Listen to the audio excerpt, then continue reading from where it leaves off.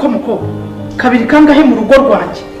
buri munsi simuyama navuze yuko nta mukobwa kwa Gikeri nshaka mu rugo rwanjye ariko umuhungu wanjye yaguhaye iki ariko mama njye nabwari uvuze urabona uri umukobwa wo kwicara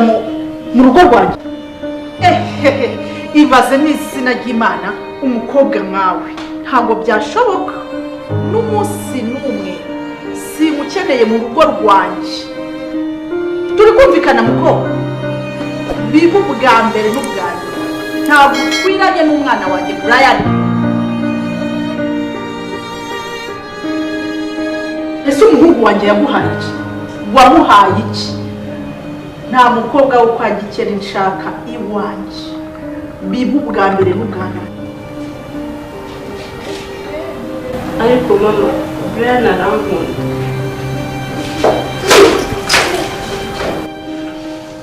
soni kwiri kuvuga ngo umuhungu wanjye murakundana n'umunsi n'umwe sinzongere kukubona iwanjye umukobwa kwa Gikeri utagira isoni gusa nta soni